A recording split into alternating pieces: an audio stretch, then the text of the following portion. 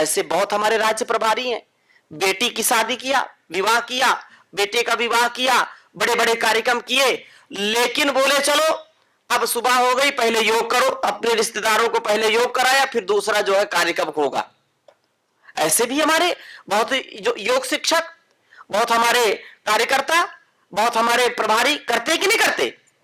तो ये एक व्रत आपको चैंपियन बनाएगा, आपको हीरा बनाएगा, आपको शून्य से लेकर के शिखर तक पहुंचाने का ये बहुत बड़ा एक साधन है कि सतो दीर्घकाल निरंतर सत्कारा सेवित दृढ़ भूमि। निरंतरता के साथ ऋषि कह रहे हैं इस बात को। अच्छा बोला, अरे बहुत दिन हो गए करते करते, कुछ लाभ तो मिला नहीं। आपसे भी लोग अरे करते करते क्या पा गए, एक दिन नहीं करोगे तो क्या होगा, कहते हैं ना। कुछ लोग इसी काम में लगे रहते हैं, उनका काम यही है खुद तो करना नहीं और दूसरों को भी करने नहीं देना। हम तो सनम डूबेंगे, तुमको भी ले डूबेंगे, ऐसे होते कि नहीं।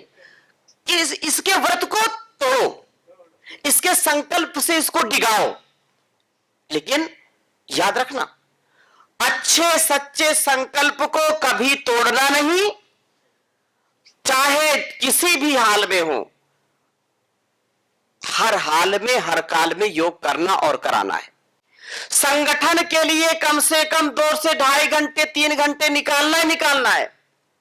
आप यदि 10, 20, 50 लोगों को, 100 लोगों को योग सिखाते हैं, प्रतिदिन उनके जीवन में उत्साह भरते हैं, तो यह बहुत बड़ी सेवा है। आप उनको नशे से बचाते हैं, आप उनको दवाओं से बचाते हैं, आप उनको संकीर्ण विचारों से बचाते हैं, उनके घर परिवार को टूटने से बचाते हैं। नहीं तो कुछ नहीं तो घर में ही लड़ाई झंझट शुरू है। क्यों? क्योंकि विचार मिलते नहीं, समाज में ही विघटन चल रहा है।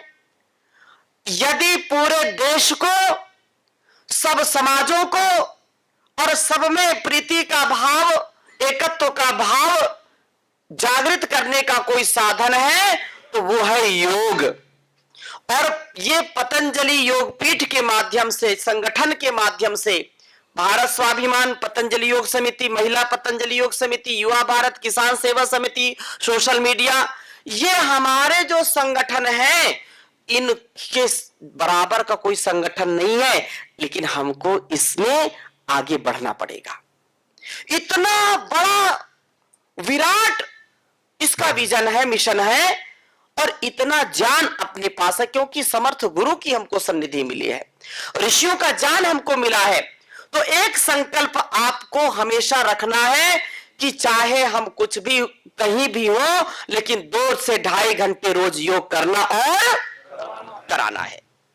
खुद करना, कराना, और हर कक्षा में जो आपके साथ योग करते हैं उनको ऐसा सामर्थ्य प्रदान करना कि एक एक स्वास्थ्य साधक, एक एक योग साधक एक सफल और सक्सेसफुल व्यक्ति बने, वो सामर्थ्यवान योग शिक्षक आगे चल करके बने। ठीक है ना। कई बार ऐसा होता है कि योग कक्षा तो निरंतर चल रही है, कई वर्षों से चल रही है, लेकिन उसमें बस कुछ गिने चुने लोग आते हैं बस, और नहीं, ऐसा नहीं होना चाहिए। आपकी योग कक्षा उत्सव बन जाए। क्या बन जाए? उत्सव बन जाए। आपकी योग कक्षा में जो व्यक्ति आए वो उसकी बैटरी पूरी चार्ज हो जाए। वो आपकी योग कक्षा में जो आए डिमोनाइज ना, वो मोरलाइज हो जाए। उसका इतना सामर्थ्य बढ़ जाए कि वो संसार के झंझावात से, घर के झंझावात से, परिवार के झंझावात से बच सके। वो आए तो ऐसा नहीं कि आपस में ही कभी कभी गड़बड़ कर लेते हैं, ऐसा नहीं होना चाहिए। उत्सव बनाइए घर अपनी योग कक्षा को। परम पूज्य गुरुदेव कहते हैं कि योग कक्षा हमारा तीर्थ है। क्या है? तो तीर्थ तो बनाना पड़ेगा ना, ऐसे कहने मात्र से नहीं बनेगा। जो गुरुदेव का आदेश, उपदेश, संदेश है उसको आत्मसात करना पड़ेगा। तीर्थ कैसे बनेगा? तीर्थ बनेगा जब आप योग करेंगे, यज्ञ करेंगे, सत्संग करेंगे, और जो मन के, तन के, वतन के रोग है उनको दूर करने का उपाय करेंगे। तो इसलिए आपको इसमें संकल्पित होना है। और आप जहां पर भी योग कक्षा लगाते हैं, आप टारगेट के साथ योग कक्षा लगाएं कि मैं इस मोहल्ले में योग कक्षा लगाता हूं तो हर घर का व्यक्ति मेरी योग कक्षा में आना चाहिए। कभी कभी मन में निराशा आती है, आते क्यों नहीं? तो मैंने कहा ना कि आप अपनी कक्षा को इतना रोचक बनाइए। अच्छा, रोचक बनाने के चक्कर में फिर कई लोग गड़बड़ कर देते हैं, इसका भी ध्यान रखना। योग के नाम पर भी बड़ा जो है फुहड़ता चल रही है, योग के नाम पर भी पता नहीं क्या क्या लोग करते हैं, तो वो हमारे योग कक्षाओं में कभी उसको प्रश्रय नहीं देना। आप उसको, जो ऋषियों का ज्ञान है, परम पूज्य गुरुदेव जी महाराज ने जो हजारों लाखों करोड़ों करोड़ों तक जो योग को पहुंचा करके उनके तन मन को और पूरे जीवन को जो नया बनाया है, उनको उत्साह दिया है, तो हमारे गुरुदेव जैसा या पतंजलि योग पीठ के माध्यम से जो योग चल रहा है उसका कोई जोड़ है क्या? कोई जोड़ नहीं है। लेकिन अब कोई, क्योंकि वो अगर नए नए तरीके से नहीं करेंगे तो उनकी दुकानदारी नहीं चलेगी, है कि नहीं? लेकिन फिर भी हमको सजग हो करके, सावधान हो करके, पूरी मर्यादा का पालन करके योग करना और कराना है। समय समय पर सदस्यता अभियान भी चलाना है। आप कोशिश करें कि सप्ताह में कम से कम एक दिन पूरे मोहल्ले का जो है आप चक्कर लगाएं, पूरे आप शहर का चक्कर लगाएं, कभी कभी आप जन जागरूकता की रैली भी निकालें, लोगों को लगे अरे ये वास्तव में निष्काम सेवा कर रहे हैं। तो आप जब निष्काम सेवा करेंगे तो आप समर्थ होंगे, आपके पास ना अर्थ की कमी होगी, ना आपके पास संसाधनों की कमी होगी। कई बार मन में आता है क्या करें, हम लगाना तो चाहते ही हो कक्षा, लेकिन कोई साथ नहीं देता, कहीं स्थान नहीं है। अब हम इसे ऊपर कहने लगते हैं कुछ ऐसी व्यवस्था कराओ जो यहां जो है 3 सेट पड़ जाए, यहां पर जो है कोई जमीन मिल जाए। ये आपको करना है। मैंने उदाहरण बताया ना कि एक व्यक्ति पूरे जिले को जगा सकता है, पूरे प्रदेश को जगा सकता है। आप यदि खड़े हो गए तो ना आपको संसाधनों की कमी होगी, ना जो है धन की कमी होगी। लोग देने के लिए परेशान रहते हैं कि हमारा सहयोग ले लो, हमारा सहयोग ले लो। आपको स्थान भी मिलेगा, आपको लोगों को संभालने की आवश्यकता है, आप संभालिए उनको। और एक एक व्यक्ति का सामर्थ्य इतना हो जाए, आपकी योग कक्षा में माना कि 30 लोग आते हैं, 50 लोग आते हैं, उनको भी अवसर दीजिए, उनको भी बोलने का अवसर दें, उनको भी कराने का अवसर दें, और उनको टारगेट दें कि इस महीने में हमको अलग अलग स्थानों पर मोटापे का शिविर लगाना है, इस महीने में हमको डायबिटीज का शिविर लगाना है, इस महीने में हमको नेचुरोपैथी को जागरूकता के साथ आगे बढ़ाने के लिए शिविर लगाना है, इस महीने, इस सप्ताह हमको जो है मिनट्स का ही अपने जो आहार का मोटे अनाज पर आधारित परिचर्चा करके, चर्चा करके इसको बढ़ावा देना है। नए नए आप सोपान गढ़िए, नए नए तरीके से आप करिए, और आप देखेंगे कि कितना इसका परिणाम मिलेगा। उन व्यक्तियों को जो आपके यहां माना कि 10 ही लोग आ रहे हैं, 20 लोग आ रहे हैं, 20 को टारगेट बनाइए कि आपको, चलो ठीक है प्रतिदिन तो नहीं आ सकते, सप्ताह में जब बच्चों की छुट्टी हो, 90 से 99% लोग क्या करते हैं, रविवार की छुट्टी होती है तो शनिवार को रात्रि 12 बजे तक, 1 बजे तक धमा चौकड़ी करते हैं, और फिर रविवार को 10-11 बजे तक सोते हैं। बोले आज तो आनंद है, मौज का दिन है ना। सच्चा जो अपना योग शिक्षक है, जो परम पूज्य गुरुदेव जी महाराज को देखता है, सुनता है, आपके अंदर भी वह कटिबद्धता होनी चाहिए। रविवार को उनको प्रेरित करिए कि अपने परिवार के साथ योग करने आए, और घर परिवार के साथ आए, बच्चों को लेकर के आए, आप उनको यज्ञ कराइए, उनको बोले कि आज आपका परिवार यजमान के रूप में रहेगा। वो सारी व्यवस्था करेंगे।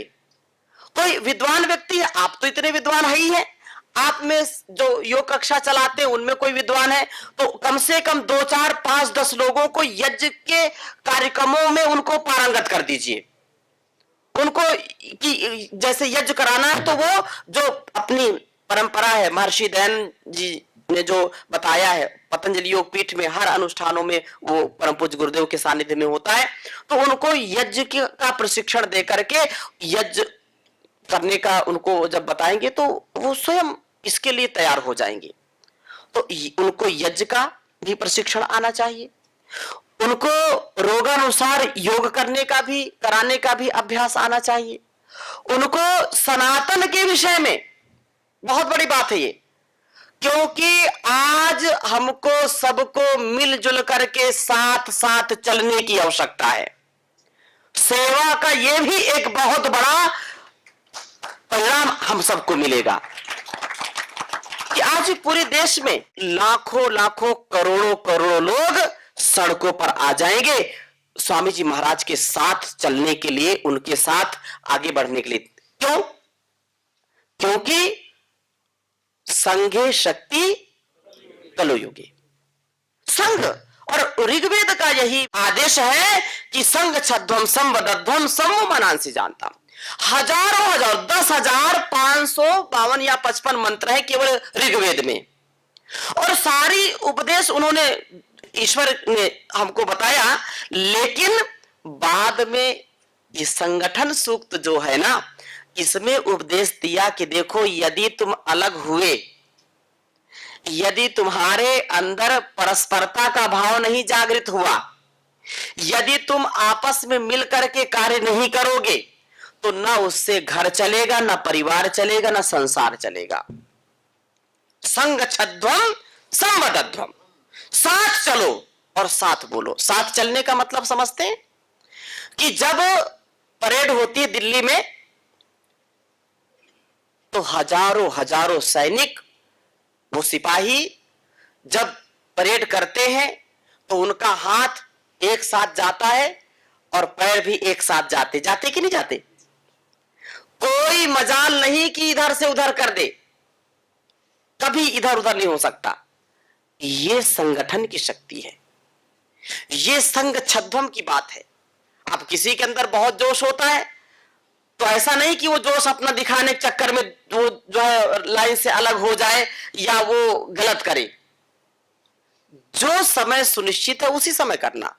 तो किसी का सामर्थ्य कम है तो उसको जोर लगाना है, और किसी का सामर्थ्य बहुत अधिक है, बड़ा उत्साह है, तो उसको नियंत्रण करना है। गति और नियंत्रण दो चीजें हैं, याद रखना। गति के साथ नियंत्रण, नियंत्रण बहुत आवश्यक है। और नियंत्रण नहीं होता तो फिर व्यक्ति गड़बड़ हो जाता है। 1857 की जो क्रांति जो पूरी सफल नहीं हुई, क्या कारण था? कारण क्या था? समय से पहले अति उत्साह, अति उत्साह में मामला सारा खराब हो गया और फिर 100 साल और झेलने पड़े।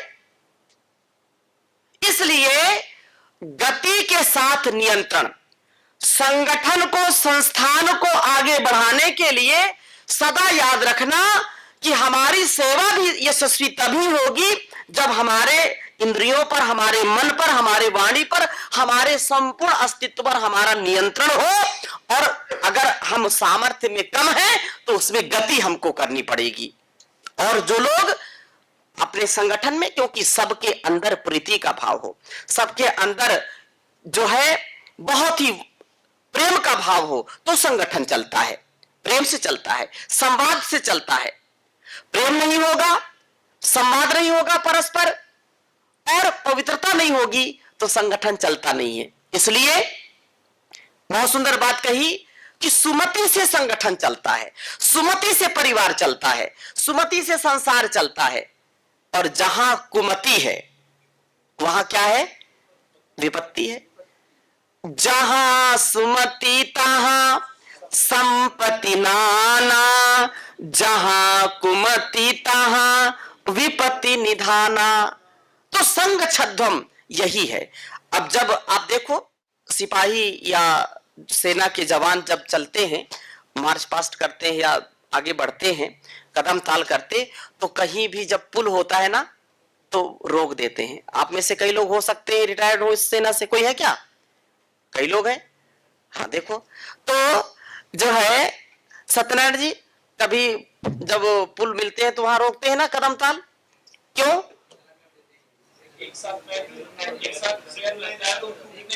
हाँ, कितना भी पुराना, कितना भी नया, कितना भी मजबूत पुल हो, ये हिदायत दी जाती है कि जहां पुल हो वहां कदम ताल नहीं करना। क्यों? एक साथ जब कदम गिरते हैं तो वो टूट सकता है। इतना सामर्थ्य होता है एक साथ चलने में, एक साथ रहने में, एक साथ कार्य करने में। और जैसे एक रस्सी होती है ना, जैसे ये वस्त्र है, हम सबका वस्त्र है, तो एक एक रेशे से बना है ना, ये एक एक तंतु बना है ना, तंतु से ये वस्त्र बना है। अब इसमें जो है कितना सामर्थ्य है, और फाड़ने से फटेगा नहीं जल्दी से। और रस्सी भी होती है तो एक एक तंतु से रस्सी बनती है ना, सामर्थ्य कितना होता देखिए। एक धागे से आप किसी को बांध नहीं सकते, बांध सकते हैं क्या? नहीं बांध सकते। लेकिन वही धागा, वही रेशा जब मोटी रस्सी बन जाता है, मिल जाता है, तो उससे हाथी को भी बांध सकते हैं। मानते कि नहीं मानते? कितना बड़ा सामर्थ्य उससे आ जाता है।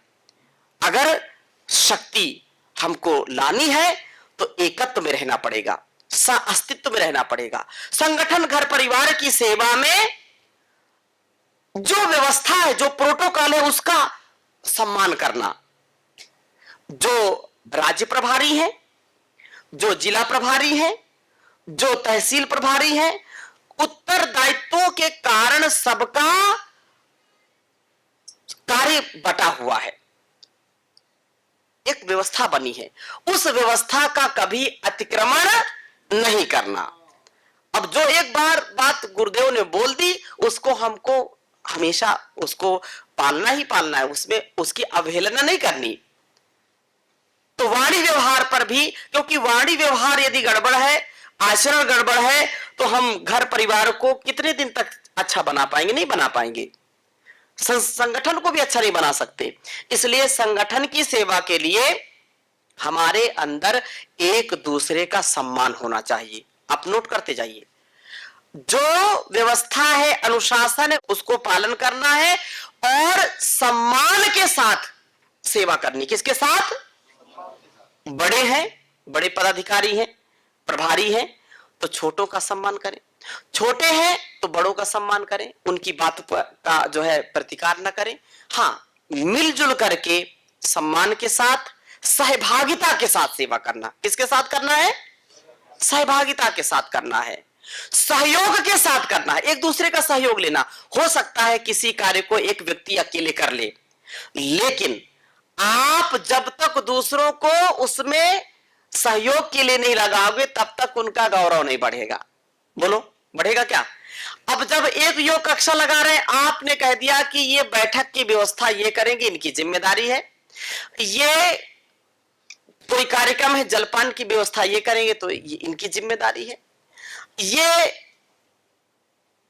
आर्थिक समृद्धि के लिए दान इकट्ठा करना, क्योंकि दान से ही हमारा संपूर्ण ये संगठन और संस्थान चलता है।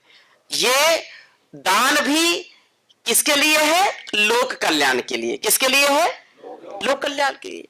तो आप यदि दान इकट्ठा करते हैं, आप लोगों को इकट्ठा करते हैं, जनसंपर्क करते हैं, तो उसमें हर व्यक्ति की जिम्मेदारी लगाइए। एक व्यक्ति कुछ नहीं कर पाएगा, फिर जो है ढाक के तीन पात, वो गड़बड़ हो जाएगा। संगठन का मतलब यही है कि सबका सहयोग हो, सबका सम्मान हो, सबसे संवाद हो, विवाद ना हो। विवाद कारण क्या है? विवाद का जब संवाद नहीं होता, संवादहीनता होती है, बात नहीं करते। अच्छा, क्या है, ग्रुप बना लिया और ग्रुप बना करके उसमें मैसेज छोड़ते रहते हैं, फिर मैसेज में ही कुश्ती लड़ने लगते हैं। होता है कि नहीं होता? उसने कुछ लिखा, फिर उसने कुछ लिखा, फिर तीसरे ने कुछ लिखा, चौथे ने कुछ लिखा, घंटों घंटों इसमें परेशान रहते हैं। ये काम नहीं करना अपने को। संवाद करिए, प्रीतिपूर्वक बात करिए। जहां मैसेज की आवश्यकता है, आपको व्हाट्सएप पर ग्रुप में संदेश भेजना, वहां भेजिए, लेकिन अपनी पूरी शक्ति इसमें लगाना ही लगाना है, इससे पीछे नहीं जाना, नहीं हटना। सेवा, संवाद और सम्मान, सहयोग, और इसके मूल में हमारा जो साधना का भाव है वो कभी खंडित नहीं होना चाहिए। साधना के साथ सेवा करनी है। देखो, सब महापुरुषों का जीवन का एक निचोड़ है, मेरी बात ध्यान से सुनिए। जितने भी महापुरुष हुए हैं, ऋषि हुए हैं, इस युग के जो बहुत बड़े साधक हुए हैं, दो ही चीज वो बताते हैं, दो उपदेश देते हैं। एक तो शास्त्रीय बात है कि आप शास्त्रों को पढ़ें तो बात समझ में आएगी। यदि दो बातों पर हम ध्यान दे दें, सेवा और साधना। क्या है? सेवा और साधना। जीवन की सफलता के या सच्चे साधक के जीवन के ये गुण हैं, सेवा और साधना। सेवा और सुमिरन कोई बोल देता है, ईश्वर नाम का सुमिरन करना, चिंतन करना, जप करना, तप करना। सेवा और सुमिरन, सेवा और सुमिरन को जिसने पकड़ लिया, दुनिया में वो कभी दुखी नहीं हो सकता। संसार की कोई ताकत उसको दुखी कर ही नहीं सकती है। इसलिए ये साधक के अच्छे लक्षण हैं, सेवा और सुमिरन। सेवा गुरु की सेवा क्या हम कर सकते हैं? उनके आदेश का पालन करना, उनकी जो है दी हुई शिक्षा को जीवन में उतारना,